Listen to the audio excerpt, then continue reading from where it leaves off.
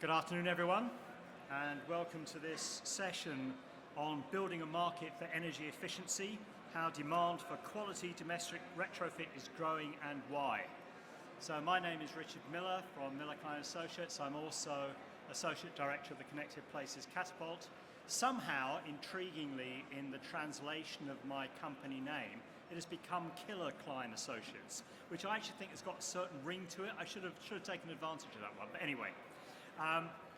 So this is a really important topic because it is obvious that we are not going to achieve net zero unless we can take the energy demand, the heating demand for hot water and space heating of our domestic properties to zero, to net zero. We have to do it. We have technology, which has been demonstrated that you can do it. We know how to do it, but we don't know how to do it at speed, in volume, and cost effectively enough. Because we have to do something like assuming all new homes are perfect from now on, we have to do something like 27 million homes by 2050, a serious challenge. And the challenge, I think, is not one of pure technology. Yes, we need innovation to bring the cost down. It's one of getting the right business case and getting the right consumer proposition. People have to buy into this. They need to believe that it's doable. At the moment, retrofitting our domestic stock is for many people just in the too difficult box. Much rather think about building wind turbines and decarbonising the grid than the hard, somewhat boring graft of making all of our homes much, much more efficient. And it's not just about energy efficiency, there are knock-on effects. So one of my favourite statistics from recent years is that in central London, where we are now, 1/3 of the NOx pollution out there is coming from the domestic use of gas.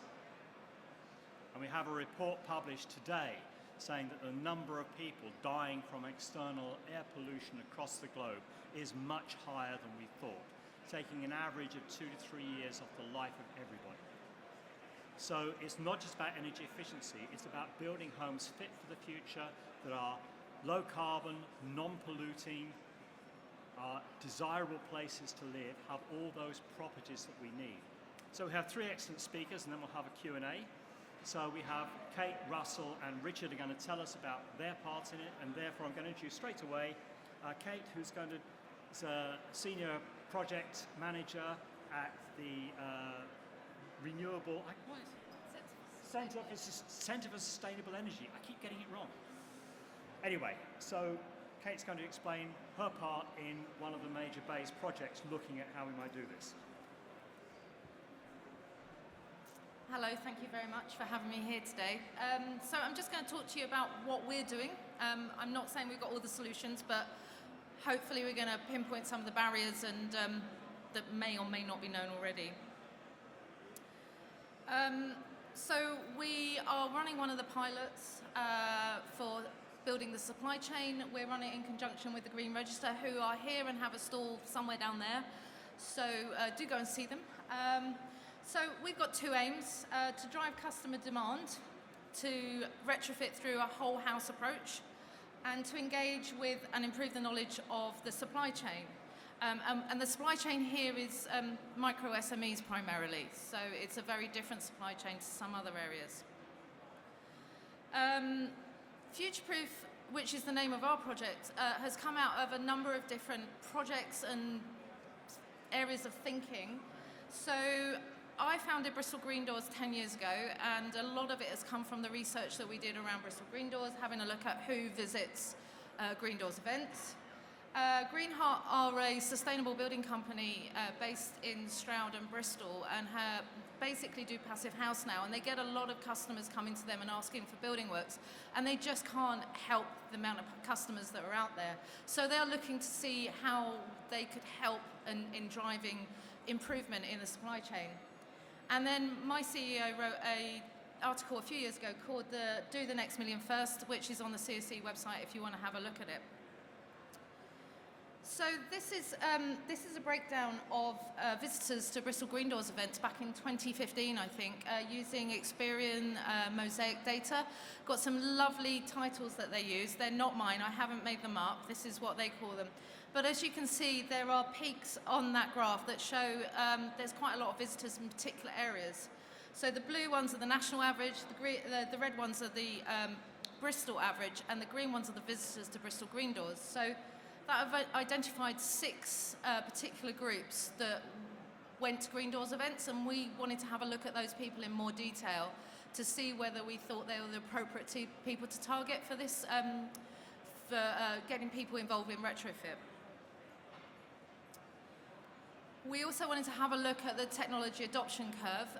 Essentially, the innovators are the people that open for Bristol Green Doors. The next set are the early adopters. And we think this is where we've got to focus our attention, because these are the people that are going to make retrofit become common, and then everybody else will follow. And somebody said to me, why aren't you helping get those other people? And I'm like, well, they're called laggards for a reason. Why would you try and change them? They're always going to be last. And then we also were looking at this paper which looks at personas of how people tackle retrofit, who's interested, who lives in older homes. And I just took that quote out because I think it's really important that we remember this. The decision makers have a lot of different things to juggle. So renovation and retrofit is just one of those. So we had a look at those segmentation, and we did a couple of focus groups about this time last year with some of those people, and tested our language from the website and some of the images to see whether it got any resonance. And these are just some of the high-level things that came out of it. So essentially, these people don't want to be called up. They don't want to be phoned up by a sales centre. They kind of want to make that process change themselves, but actually they do want some hand-holding and they don't really know what to do. They're pretty open to doing refurbishments. Most of the people that we spoke to had done large extensions or improvements on their house, so they're not scared of doing it, but they do want to find trusted contractors that know what they're doing. They don't want to have to go through the learning process with builders like the innovators do. They want someone that knows what they're doing. So what we do is customers come to us, we provide them with some advice. We ask them to complete a very short online survey that gives us a little bit of detail about their house. We can then look on Google to have a look to see what age it is, kind of what's going on in the surrounding areas, and make some general assumptions based on our whole house retrofit approach. It's a pretty high level starting point. Depending on the conversation that we have with those people, what they want to do, what their budget is, kind of what their overall aim is for the project, what their timescale is, we'll then look at how we give them more advice. So we may refer them to a number of different surveys, which I'll come on to, or we may just refer them to some, what I call a single installers. So somebody that might do an PV and battery storage install. So it may not involve a whole house retrofit, but we're taking everybody on a kind of a customer basis and a house basis, and we're trying to apply it to them and their particular circumstances. We're not trying to do a one-size-fits-all kind of approach to this. We're obviously following the energy hierarchy in our advice, so behaviour change where we can, thermal fabric, then we're looking at renewables, and then low carbon heat or replacing gas boilers. Again, I'd stress that we are encouraging customers to make the right choice by giving them the advice they need. We're not dictating what they do, so if they choose to ignore our advice, I'm sorry, that is the way they're going. And then, as I said, we provide them with a survey. There's different options. EPC, I think it's a really blunt tool, and I don't think it gives the information that we really need, but if the customer has really not thought about anything and is starting on their journey, that might be the starting place. The Cheese survey do thermographic surveys very cheaply. It's a community organisation based in Bristol, and a lot of people really like it. And where we've got people living in Victorian homes that want to do air source heat pump before putting thermal improvements in, we really recommend they have one of those so they can see where the heat loss is going. And then we have some extensive kind of more whole house retrofit surveys that give SAP assessments, and we're trialing a couple of different versions of those at the moment. And we think we know our customers. So this was done a couple of weeks ago. These are all the customers that have come to us. They're not all of them, actually. They're only the ones I could find. But I think if we went back to a previous slide, you see Uptown Elites was one of our target customers, and we've got the most of them there. So actually, I think our targeting is working. We've got a wider selection here because we're doing the whole of the west of England, and it's a lot more rural and sub-rural areas than just Bristol, which was where our target came from. So as I said, we're also working with the SME sector in the building side of things, and you know, the current status of the sector is that a lot of builders don't really see the need to change their tried and tested techniques. I mean, they're getting work anyway, so hey, why bother? And if your customer isn't asking you for energy efficiency and you can meet building regulations, then why bother? Building regulations are not always enforced as well as they could be. Let's just leave that comment there. And, you know, look, I think you can set yourself up as a builder tomorrow if you have an address, haven't been made bankrupt, and have got a white van, essentially. So, you know, there is no kind of minimum standard to be a builder. You may not get a lot of work in the long term, but, you know, it's not really a well-licensed business. And, you know, clients will sometimes go for the easiest option or the cheapest option rather than the best option. And although, of course, I'd say that expensive doesn't always make it better. So the Green Register, our partners, they do professional training in the green skills sector. We had a look at how we could incentivise builders to come on our training. Most builders don't have the time. They're not particularly interested in sitting in a classroom and looking at a PowerPoint exercise. Maybe you feel the same in 20 minutes. So we had to look at how we can incentivise them to come to the training and design a course that would work for them. So it's been an iterative process, but I think we feel that we're on to something that's working at the moment. And, you know, why don't they attend? Well, if they're not on site or they're not doing a quote or they're not purchasing something, then they're probably not going to get paid. As I said, they don't necessarily think they need to know about sustainable building. They can probably get stuff passed through local buildings and approved inspectors. Our training doesn't actually currently lead to a qualification, and most builders don't really want to do training if it hasn't got a ticket attached to it. So that's another issue, but I don't think there is a lot out there at the moment. And look, there is actually a skills shortage in the building industry in this country. So if you're working and there's a market, then you've potentially got work. So there are some barriers. So our training, we ask our builders to do 5 training courses. One of them is the dark one, which is the Introduction to Sustainable Building. That's a prerequisite, and then they can choose from all the other training. They don't have to stop at 5. They can do as many as they want that's available. But once they've done 5, we will call them future-proof associate builders, and we will recommend them to our customers. And we've got very few at the moment that have gone through all of the training that we can recommend, and I'm desperate for more people to come through because we've got loads of customers ready and waiting for their skills. And it's just a very quick graph to say that, you know, a year ago we didn't have any. In July we started the training, we had 12. We've got 6 that have qualified, but we've now got 35 people at the last count on our training courses. So look, it's a slow process, but I'm hoping that we'll at least double that and get to 100 by this time next year.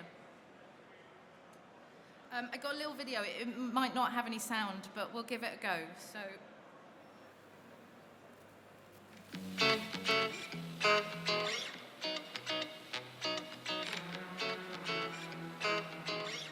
99% of people now hopefully would agree that the climate is changing and changing for the worse. So as both builders and customers, people need to address that issue. One area where we can address it quite clearly is within the home.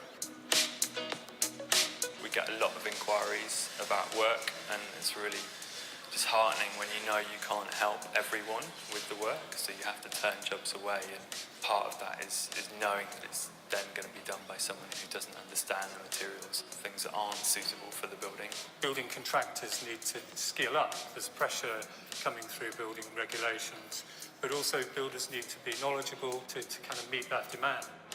Most builders are really busy. To have the resource for people to go along and teach them on the job and to show them how to do it at the right point, because that's really where it's at. You have to go just as it's happening. It's kind of peer-to-peer learning, you know. It's just like having a rep coming along that you get on with, helping you to understand it. The decisions I'm making now could have an impact on the carbon emissions from the building in the future. I know what I need to do. I know what I want to do. I don't know who can help me do this. I wanted to make the right decision for the house, and obviously it had to be the right decision for me as well. I think the public generally are aware of what they want and what they need, but they need direction from contractors, architects, and likewise. There's a demand out there. We've had to stop marketing because we just can't take people through until we know we've got enough builders out there ready to do the work. Once you've completed the training, we can start giving your details out to our customers who want you to do work on their homes. If you're a builder and you want to know a better way of building, you want to know how to sell that to the client and how to make it work, get in touch with Futureproof and find out people that can help you do it. And this is free. The road the building industry is going down is going to have to be more energy efficient. Demand is out there, customers are really keen to do it, and they're just struggling to find people to do it.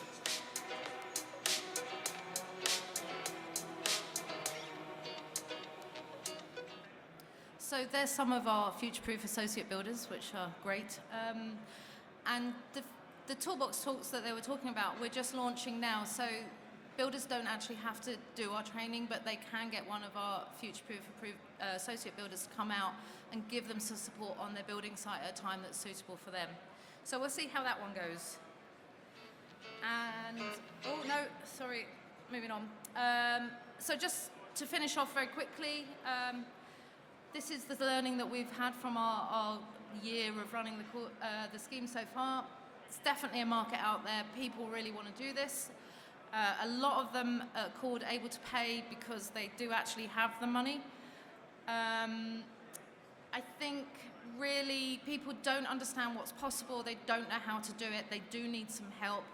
Personally, I think a whole house survey should be funded and not measures to be installed. That's my message to government on this one. And really that needs to be sold with the house so that you know what can be done when you buy a new house. Trusted contractors are really important to customers. You know, it's a lot of money they're spending on their houses, so they want to know they're going to get it done right. And even though lots of councils have declared a climate emergency, our conservation officers haven't joined in the party. So somewhere along the line we need to join that bit up. And then generally in the contractors market, this is the hardest market to crack. So if you know any contractors, just do what you can to encourage them to start looking at this sector, because without them, we're never going to achieve our low carbon targets. Hopefully there'll be more training courses and opportunities around the country, not just where we're doing it. And, the people that we're working with at the moment, they want to do a good job and they want their profession to be reflected well. So I think hopefully if we can encourage this to take place more, we can make that happen and really start eating into our carbon goals. But it is a bit one step at a time at the moment. Anyway, thank you.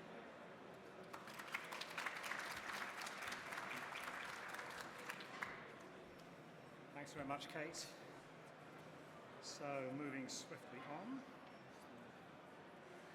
We're now going to hear from another project part of the same program from Russell from the Retrofit Works, and hopefully that will just do it. Take it away, Russell. Hi everyone. So I'm Russell Smith. I run a cooperative called Retrofit Works, which is a not-for-profit set up to try and get whole bunches of people at local level to work together to be able to do this together, to tackle this enormous challenge. And this challenge, in my opinion, actually really isn't a technical one. You could look at this from many different angles, what we're looking at on the screen here. But the one I look at it from is not a technical one. I could walk into any one of those apartments and know pretty much what needs to happen to it in an instant. I don't need any analysis. I don't need an expert to tell me. What I do look at is, where are all the contractors going to come from? and how we're going to pay them and pay them quickly so that they're interested in being part of the gang. Because that's the challenge we're faced with. Every home is completely unique in one respect. So I talk about the fact that the technical challenges don't need to be tackled, but in essence, when we're looking at a particular set of houses like this, and this is from where I'm from in Sutton in South London, these are all houses that are built within a mile of each other. They're all Victorian terraces. You carry out an EPC on these properties and the automated recommendations will be identical. Yet, this is the analysis we carry out. This is a pie chart of every single individual energy bill, the size of the pies relative to their annual consumption. The constituent parts of that bill are, as you can see there on the pie. There's no one building like any other. You pick one of the smaller pies and that's a building that's uninvestable from a sort of a Green Deal type perspective because there's no energy to be saved. Yet one of the big pies there, you can have some big bangs very quickly, but you do those big bangs wrong and you don't think about the next bang, you've blocked that bang. So we've got to think about this from a long-term perspective. And what we tend to do when we renovate buildings in this country is we say, okay, well, I really like a new kitchen. Kitchen fitter turns up, gives a quote, wants to disappear as quickly as possible and get paid very quickly and not go back and sort out any of those snagging problems they'd built into the job. Therefore, neighbours talk to each other and you don't get any more work done like that. You've killed the market. What we need to be thinking about this is a market that's cyclical. If we want to get the deep retrofits done by 2050 that Boris Johnson is promising, we need to be thinking about houses being done systematically in big chunks, so downstairs 1 year, upstairs the next, loft extension the year after. Do our planning for the whole thing. Bring in contractors on board that are specialists in their particular area. Finance will come into this piece as well, but you couldn't give an EPC to a contractor and expect them to do it. You can't carry out a specification without the whole house being modelled from start to finish. And then the finance would be confidently applied to that renovation job. Lots of different flavours of contractors wanting to be involved. Self-certification of all those guys, that's how our industry works, isn't it? People doing their work and saying it's wonderful. But we need to be able to show a householder that actually the work is of good quality and the house has genuinely performed.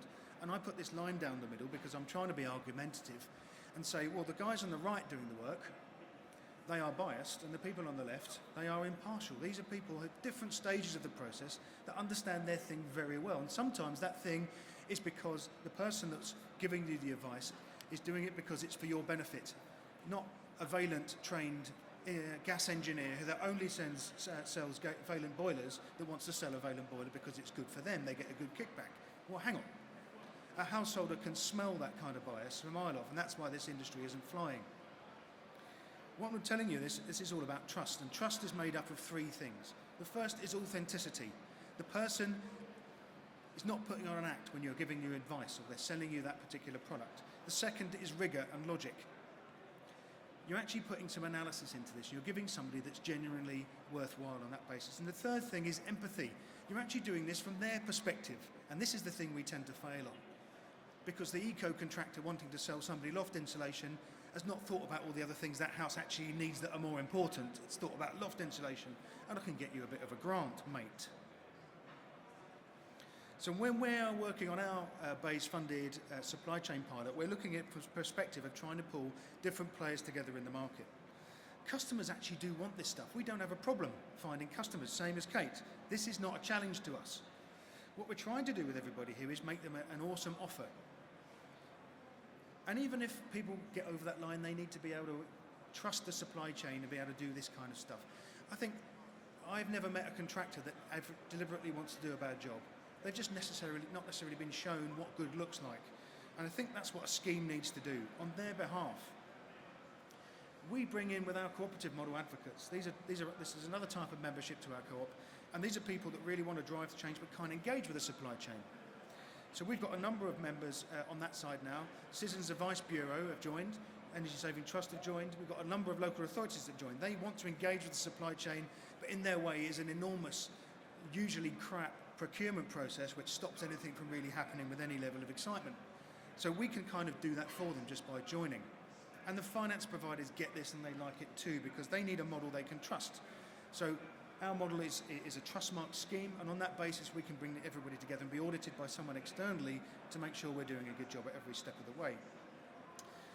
To give you some practical examples of how this works from a cooperative point of view, this is Gary on the left. He's an electrician that we trained up to do internal wall insulation. He's overseen by a retrofit coordinator that makes sure he does both jobs really well. He saves the householders we work with around about £2,000 a job because he doesn't have to dig great big chasing crevices in the walls to put his cables in. He upgrades them, puts them on the wall, insulation over the top, happy days. Logistically and effort-wise, that's a big saving. On the right, underfloor insulation. Insulation underneath the floor is actually a really relatively simple job if you do it right, and it's quite low cost. However, lifting floorboards and putting them back down again is expensive. So what we're trying to do is get electricians and plumbers, in the same way that Kate is doing, to be aware of the need of these things. Why aren't they installing the stuff at that time? They're certainly within their competence set. So the key thing from our perspective is this plan. Knowing everything on your list that needs to be done by 2050, but sitting down with that homeowner and working out their particular priority and say, okay, we can help you do these first few things, but we're not going to block these ones down here. Now, putting that into an asset management type arrangement is really critically important. Now, we work with social landlords for many years. They do that every day. How can we build that infrastructure in to a place where every homeowner can start getting that understanding as well? That's what Retrofit Works is all around. It's trying to get all these people here that have slightly different motives. Somebody that's freezing cold, can't afford to heat their house. Somebody here who's just bought the house and they want to live in this house for a very long time. A landlord, somebody with respiratory problems. Somebody who's on the breadline. These are all people that would actually benefit from a piece of loft insulation, but they've all very different motives for wanting that loft insulation in their house. So let's work with them on the basis of their trigger. It's the opposite of what we've done with energy efficiency to date, which is try and put one leaflet through everybody's door and hopefully they ring the telephone number we put down there. It's failed. And we need to change the game. So we are engaging with all of the advocate organisations that represent each of those people. We pull them into our membership. We give them some training on what it actually means to renovate the country.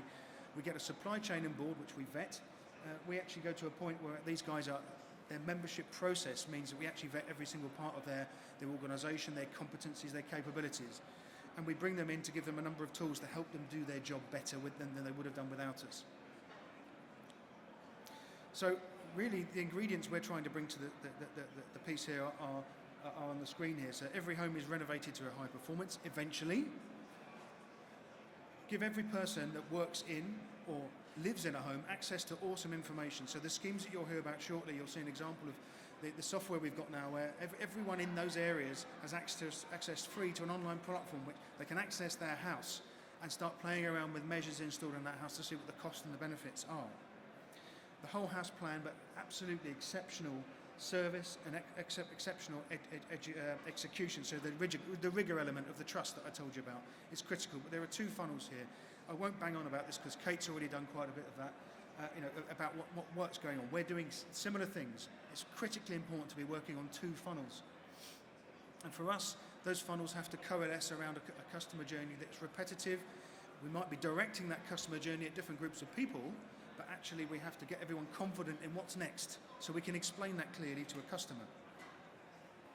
And for us, that translates into splitting out these different groups of people we're working with so they all know what they're good at. And the key thing from this, if you come to our stand at C101, you'll be able to see this in great big sign at the back of our stand. Our contractors, we struggle as well to try and get enough contractors on board. We're actually doing a lot of their work for them so they don't have to do it. And that's really quite important, including the retrofit coordination work is important. The contractors that have been working with us for 3 or 4 years love the fact that a coordinator will sit with them and do that job with them. Now the customer's paying for that, and I'll explain how that works in a bit, but ultimately this is how we drive the market.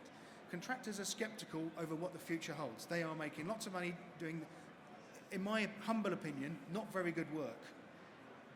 Not all of them, there are some awesome contractors out there. But en masse, the narrative is correct. It's not good enough, and they're all making lots of money from it. We need to show them an easier way and a sexy way to get it done really well at scale. But let's look at the UK Retrofit Challenge here. We've got to convince even the existing people to do this, but we've got a big problem.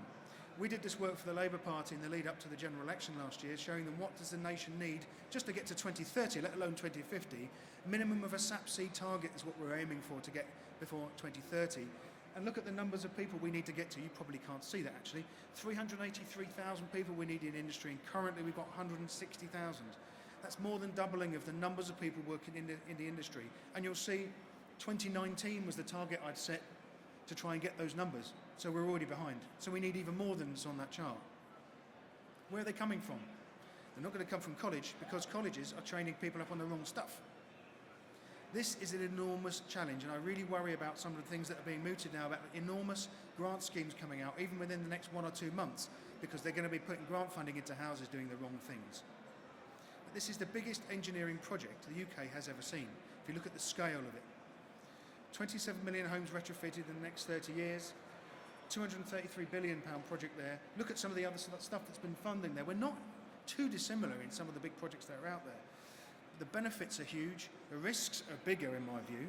If we suddenly throw £6 billion into the marketplace, the risk of mis-selling and completely killing the market for another 10 years is very, very high. But I will just put that other big figure in there as something that you might want to put your mind around there. 500 billion there needs to bail out the banks there. 233 billion as a project will get every home in the country renovated and a whole house plan in place, and people knowing what they need to do next, even when that particular 2030 target has been met. Just very quickly, these are the 3 pilots that we're involved with as Retrofit Works. Warmer Sussex, which is launched, and Kath over there is the scheme manager for Warmer Sussex, and she could give you a bit more detail about how we're running that particular scheme with Citizens Advice and some of the community energy co-ops that are down there. EcoFurb's launching next month. We're really excited about some of the digital tools there that will be available to Londoners.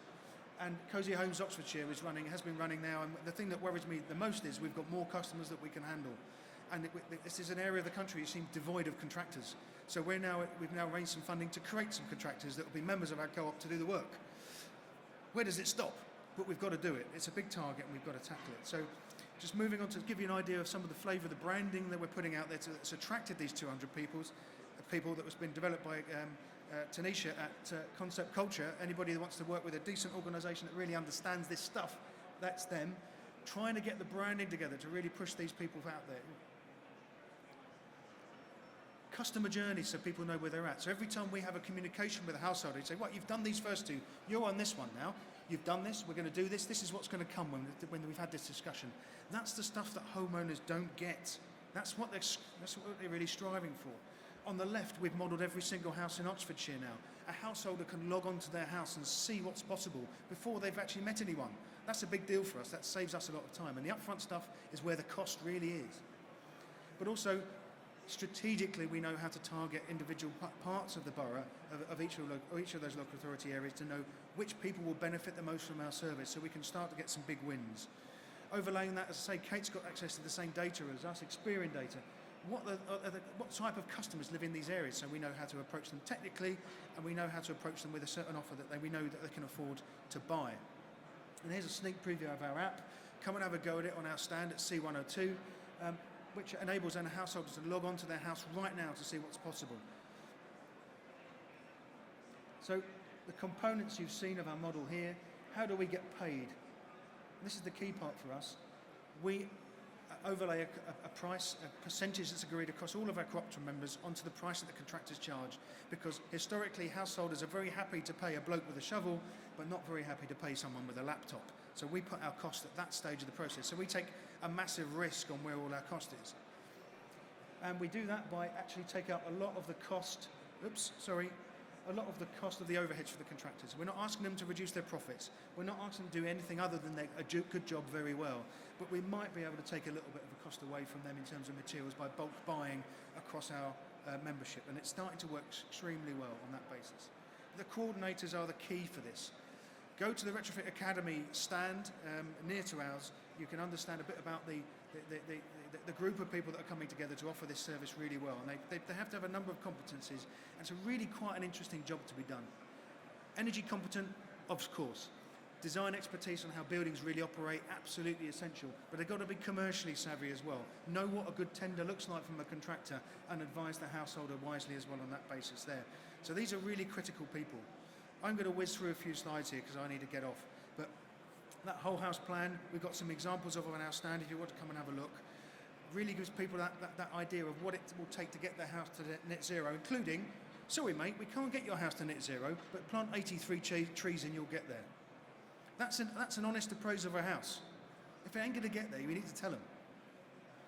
Go to our website as well, look at our animation, see how our model works, but please do bear in mind that there are a lot of things that we need to do together to make this work. I think my view is we need to be ignoring the fact that our silos are there as different as specialisms, as different, even two next door neighbours.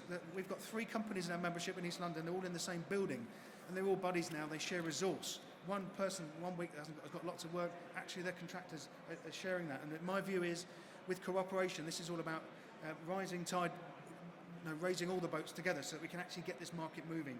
So the silos are stopping us all from getting there. So we really need to be able to be transparent and all that, and that's how a cooperative model in our particular view works, not just on the marketing side, but on the delivery side. So Retrofit Works in a nutshell is kind of an educational environment actually wrapped up in a commercial framework so that we can deliver stuff at scale and learn from each other. Thanks very much.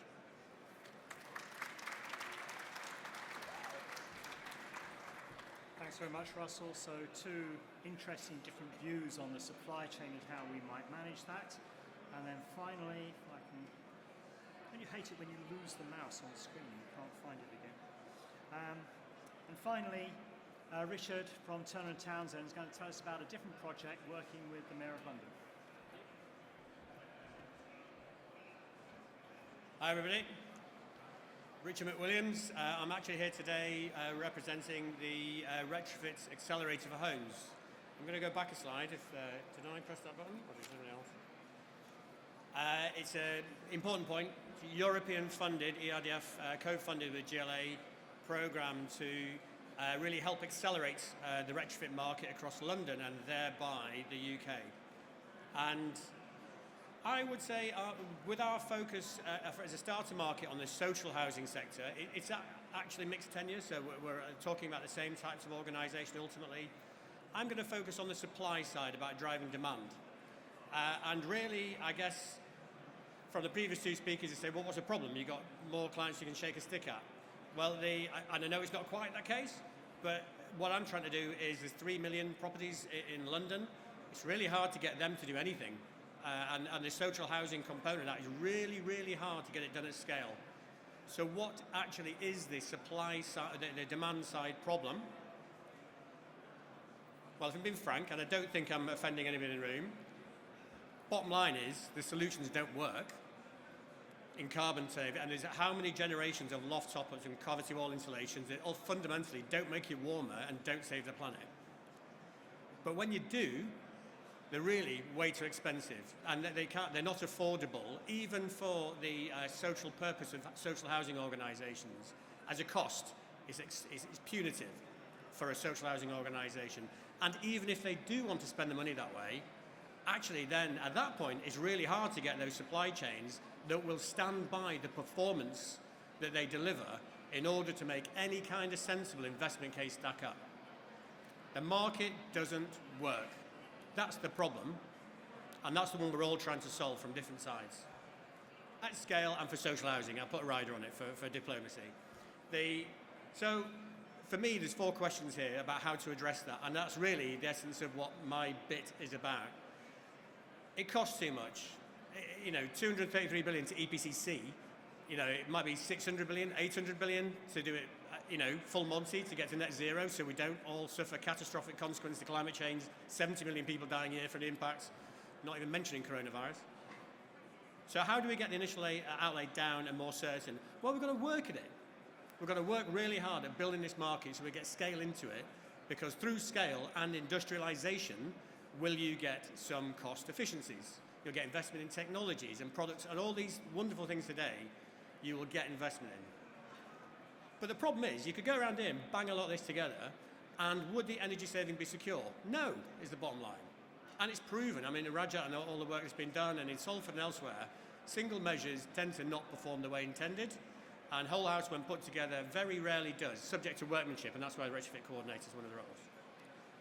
But actually, another way of doing it, in the meantime, is just to have an energy performance contract. So you don't buy works, you buy energy performance. And it's a very mature form of contract. Does anybody know about it? Everybody? It's where you contract for 20% energy savings. right, you don't care what they do, really, as long as they deliver 20% energy savings. And if they don't deliver that, pound for pound, they will give you a reimbursement or they will put more measures in. It's an outcomes-based performance contract, which is what the construction sector should be more about. But then you come to the final thing about trying to take this from a cost to an investment. If it becomes an investment, you get a return on your investment, you get the money back, you can cycle it through and do more properties. We would all like a bit of that, wouldn't we? So you're not buying solar panels, actually you're cash flow funding them until they pay for themselves and make you money. A key facet of this, it's not switched on, but I hope. But anyway, imagine my phone here.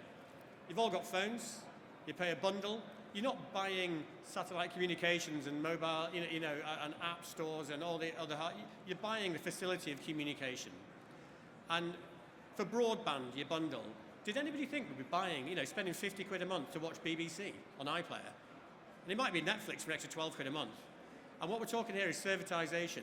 In the future, like you are today, you will laugh if you say, oh, no, we're 21st century, we buy coal. We get it in a coal store, we've got a special room out the back we put it in and burn it to keep warm.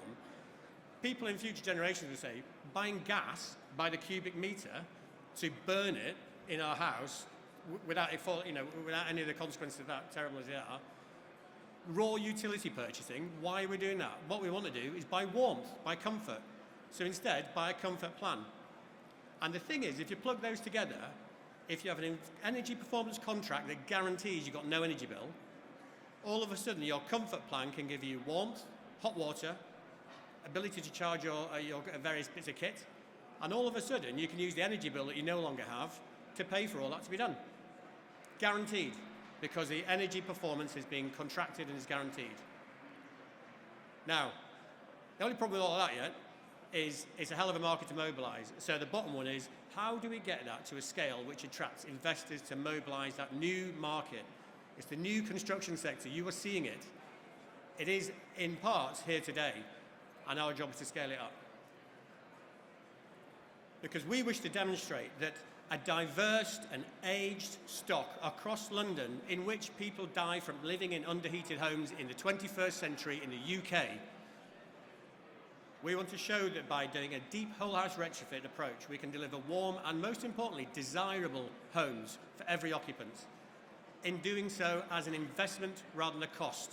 In doing so, building high-value manufactured jobs by generating a platform for investment in products and technologies. And in doing so, creating a sustainable future market that actually then funds itself to net zero. You up for a bit of that? Yeah. Are you up for a bit? If you're not, I don't mind. I'll just stop and we'll have a chat. I think you're up for it. What we're doing to do that is, at the core of that, is something called Energiesprong. So please, quick hands up.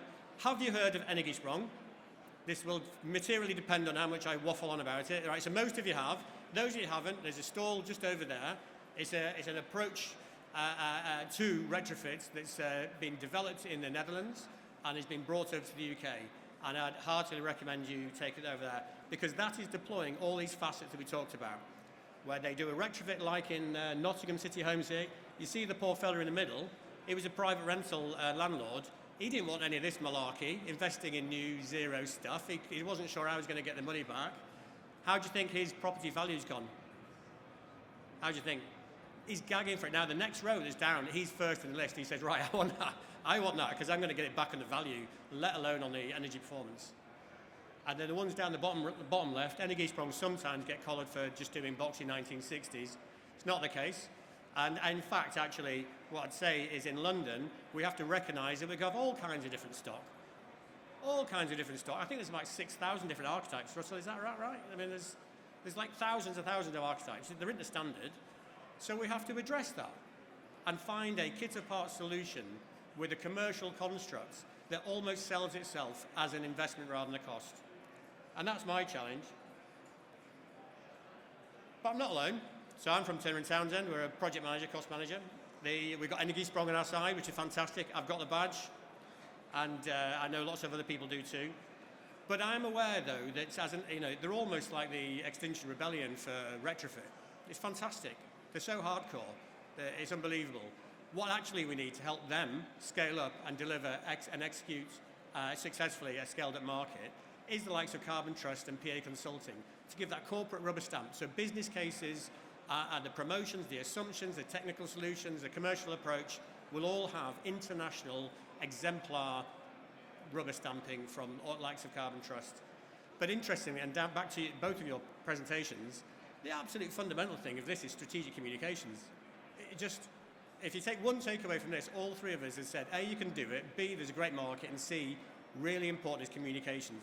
Flogging technical solutions is not going to do it. You actually have to get, and that's why Camargue and Baker Baird are on our team. So your next question is, what are we doing about doing that? Okay, give us a minute.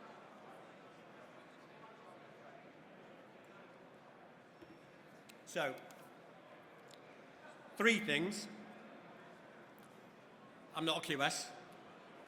You'll see a 4th one there. But it's 3 things, really. What we're going to do is address all sides of this. First of all, we've got to create demand at scale. We've got to get a collective commitment from organisations with housing that says, and here's my pitch, so try it out. If I can get you a self-funding investment, which will have a return on investment, and that means you'll be better off thereafter in perpetuity, at a price which totally affords itself from the energy savings and repair and maintenance bills, at a price point that's guaranteed and guaranteed to perform. Do you want it and lots of it? Go on, I'm going to wait. Yes, yeah, okay. Do we have any housing organisations come see me afterwards? Great, okay, you can have some. That's brilliant. Do we have any suppliers in the audience?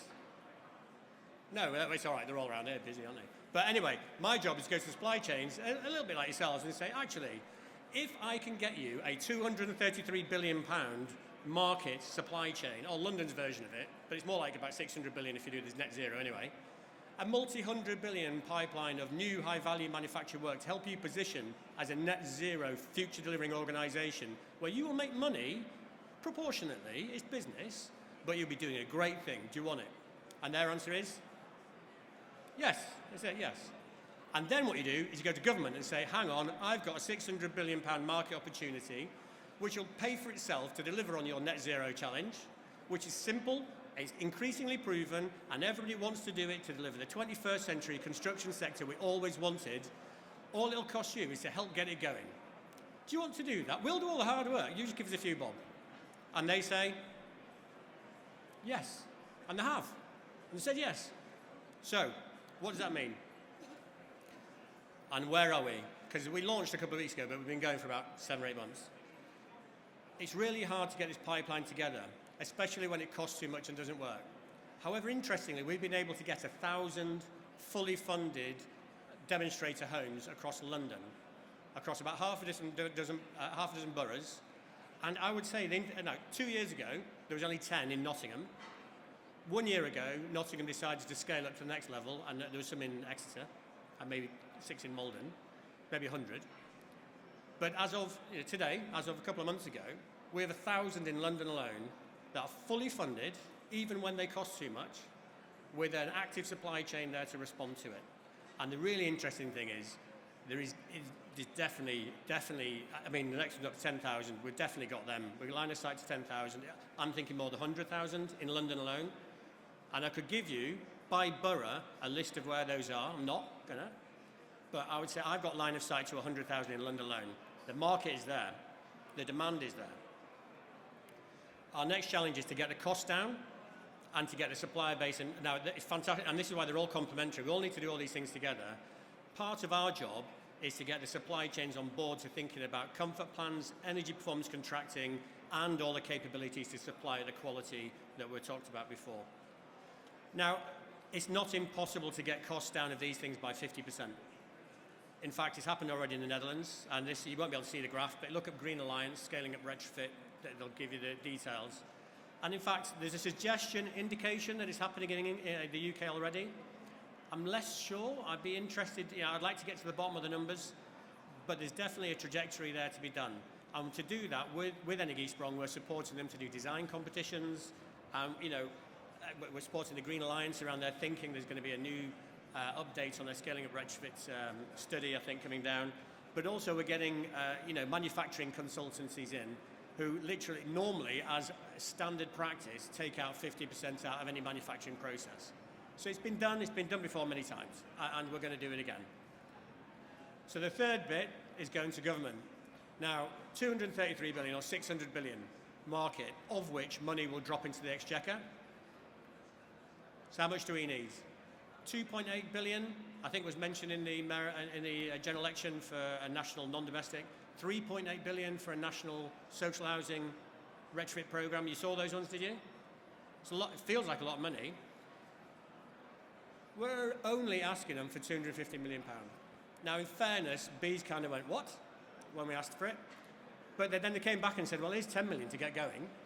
And so as a result, well, subject to announcements that will be by others, you will see quite a lot of activity starting to happen for a first tranche of deep whole house retrofit projects. And then our job is just help make it happen. And look, without going on about that, this is more just an end-to-end project development service of technical support. How do you do it? How do you pay for it? Where do you get the money from? And actually, how do you buy it? And most importantly, how do you influence everybody to get that board approval for the papers? How do you influence and engage with the tenants? People often forget that. How do you engage with those to make sure they travel with you on the journey? And actually, how do you bring it all together to deliver outcomes? But the outcomes I'm talking about is thousands of deep whole house retrofits to deliver a future sustainable market which delivers as an investment and return on investment our net zero future with the 21st century construction sector we all wanted. And we're going to do quite a bit there in London, but you all in the room, whatever your profession, discipline or interest is, has a role to play too. And I guess all I would say to you as my kind of last comment is I would only have one ask for you. One ask, that you spend every waking moment for the next 30 years working on this. And I tell you what, I mean it, because I've got skin in the game. I normally throw up a picture of my kids here, but last time I did it, I choked, so I'm not showing it. I literally have skin in the game. We've got 3 young boys.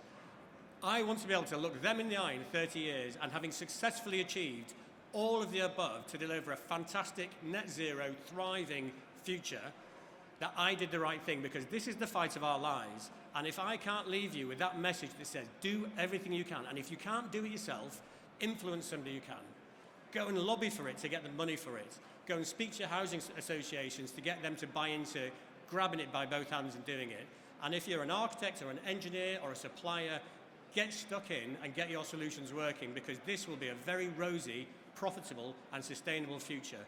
And so really what I'm saying is, please, I ask you to make a difference. I will do everything I can over the next 30 years to do that. And all I ask is the same of you that I deliver myself. So I think most probably we're done there, and it might be time for questions. All right, thank you.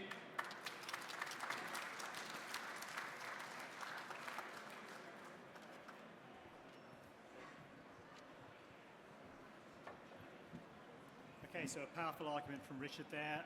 We're open for questions. We have a roving microphone. Hello. And there's one straight away I can see. To get stuck in. Could you just say who you are in the usual way? Hello, yeah, my name is Andrew Cunningham. I am simply owner of a terraced house who wants to get it fixed for the future. I'm loving all the stuff that all of you say. I'm just curious about the last speaker. Sorry, you. Richard. Richard. So I get it, this idea of energy as a service, and that the customer, people like me, wouldn't have to make decisions about this, that, the other. They say, look, I want this, and you get me this. We buy a warm house, basically, or a house that we want. But how does it work when you sell the house? How does the continuation of that service? So let's say I say yes to Boris or you or whatever, and I get part of this service and I get my house done. What happens when I sell it? What's the future? Yeah, so the first point on that is that's a really good question. Is this on? Yep.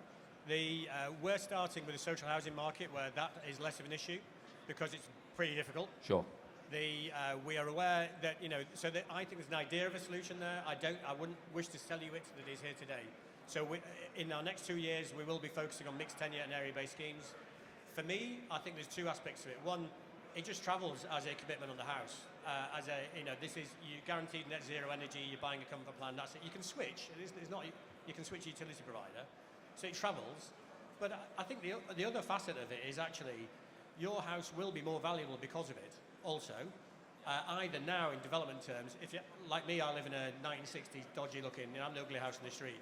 If I'm first in the queue to get this done because it's going to add value to my house and make it more saleable. So on that basis, it's an upside as well. Thank you. Can I say one more question? Sorry, Mr. Middle, retrofit chap. Just to say that you probably have this, but I went to a local energy cooperative just on the phone, and they were fine, and I didn't go any further at that moment because they said, oh well, and it wasn't a lot of money, but they said, well, it's £100 to come and have a look, and we'll tell you whether you need this and this, which wasn't a lot of money, and they said it's 150 quid to do the heat camera thing. So I was thinking, well, just as a first moment contact of these kind of people, 250 quid is not a lot of money, but the worry was that they were going to tell me to get, to put double glazing in and draft proof and do something with your insulation.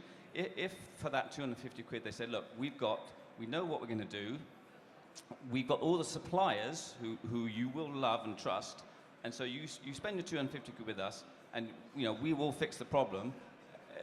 But I didn't feel that they were going to necessarily give me that whole, like you were saying, we've got the people who will do it. And as you say, people even don't want, I'm not poor, but even spending 250 quid when I'm thinking someone's just going to come to my house and with a laptop and I needed them to say that we've got the people who will actually do the job for you. Well, thanks for the setup.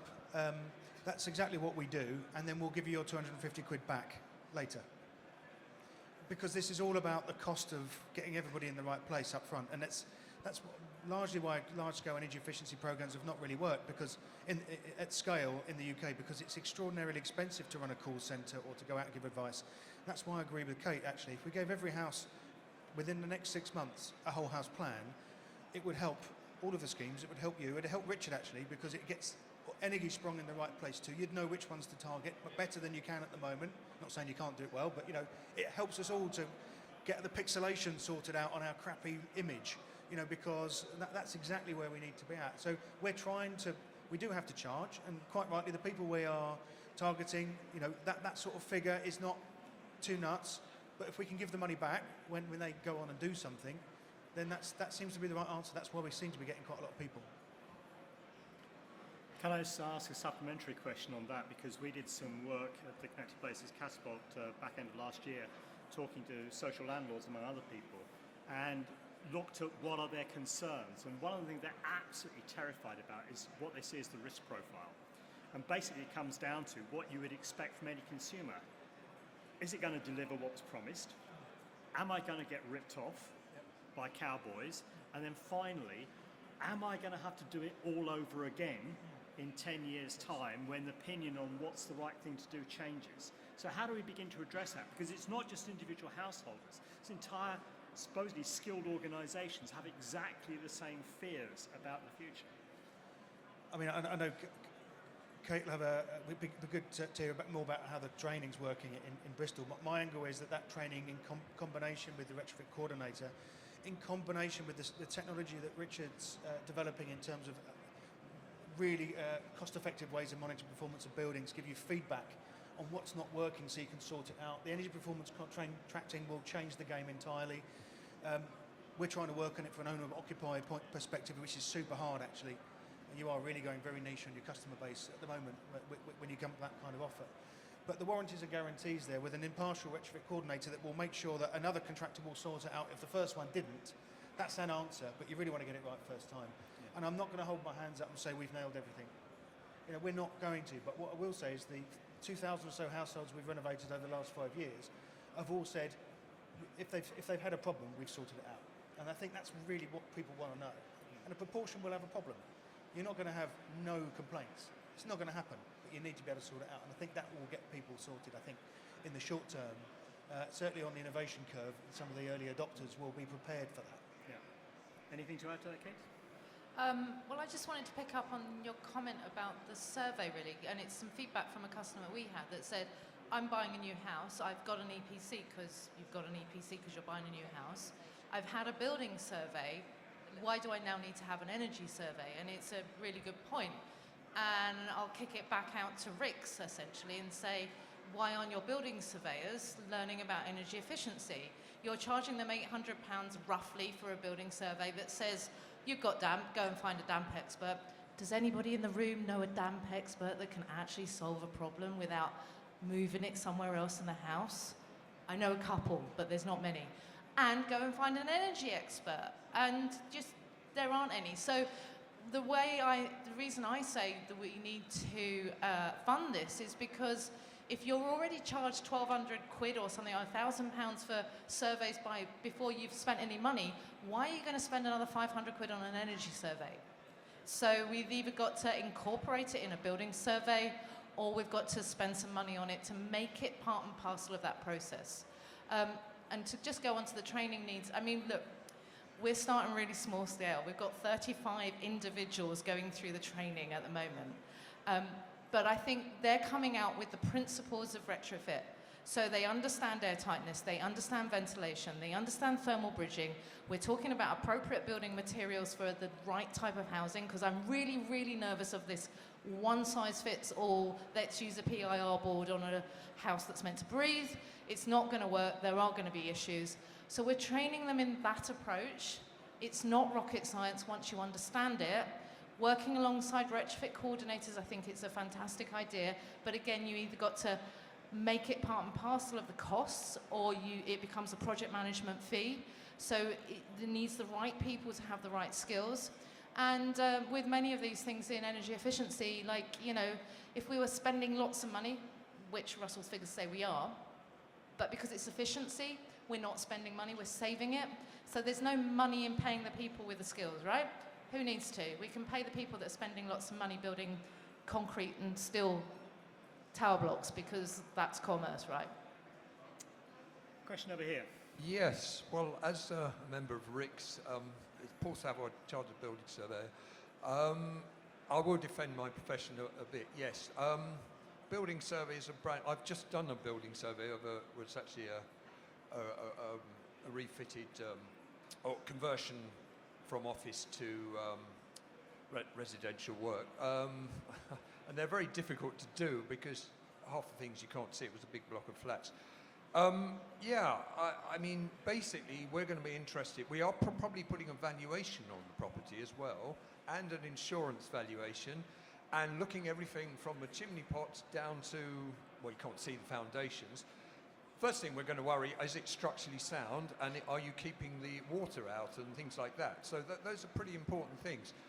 And you're right, energy's important, but we are not going to be going into the detail, perhaps you good people are, regarding energy efficiency, because that's, well, time matters, and that's not necessarily our major field of expertise. We have some ideas about U values, etc., etc. So we will depend on people perhaps giving more detailed advice. We will give advice as much as we can, and we will say, go and get some quotations. And this is the problem. Where are you going to get? I get people coming back to me, can you recommend a good builder?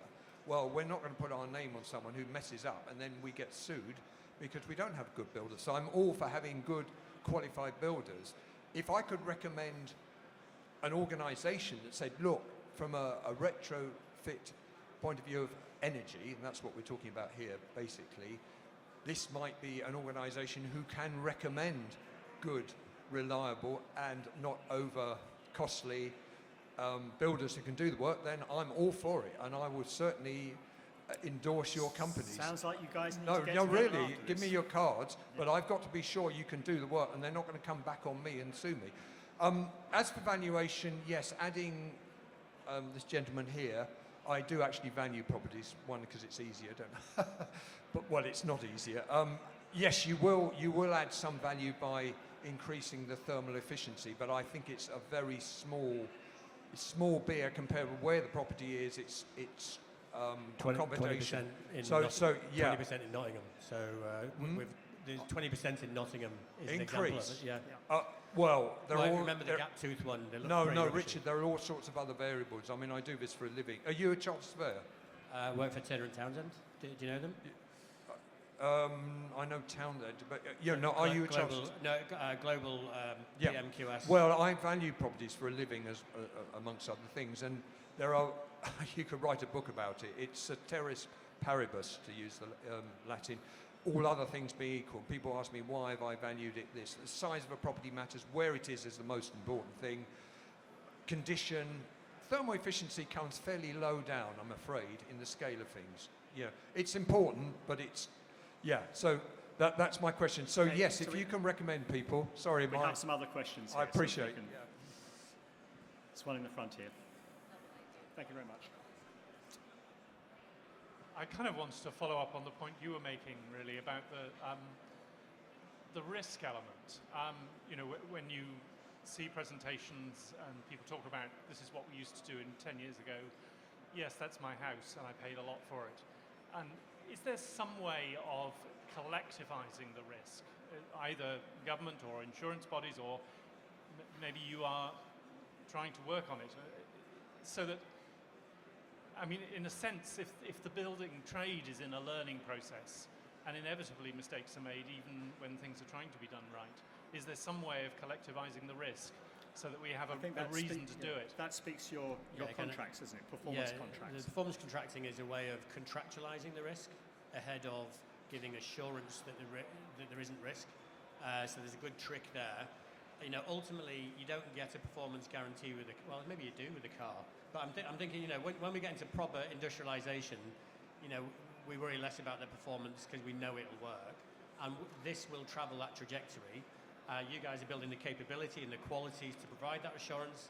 And in the meantime, we're addressing the starter market by contractualizing it around that. Could you just revisit that point about comfort contracts, give a sense of what it's like? Because I think it's a completely different way of doing things. Yeah. So it's basically, for the same model works, it's just we're focusing on social housing. There's if you look at Climate KIC, K-I-C, in the Netherlands, they have a scheme called 1 million homes. You're going to tell me the German one, I keep forgetting it. But if you look at 1 million homes, they're doing the same. They're kind of, they're suggesting that they're scaling up the energy-sprung approach to a mixed tenure area-based approach. They're looking at aggregating some of the funding to, as well as energy performance contracting it, is to get the finance house to actually recognise that there's going to be some defaulting and all the rest of it. So people are trying, yeah. I'm not going to tell you it's there, but yeah, we're working at it. Question here. Oh, hi. I think that what the work that Kate is doing is needed in every area of the country, not just Bristol. And it sounds like you're making a really good start and it's going to be much, much bigger. What is it about Bristol that, I don't know, governance or context or whatever, that you managed to start that up there and we haven't got similar things in other parts of the country? That's a very good question. I'll answer it slightly from a very personal view. I think Bristol is a little bit unique. It's far enough away from London to not be pulled into London. So it has an identity of its own. You've got organisations like Sustrans and Soil Association that are based there, so it's got this sort of green credentials from a different angle.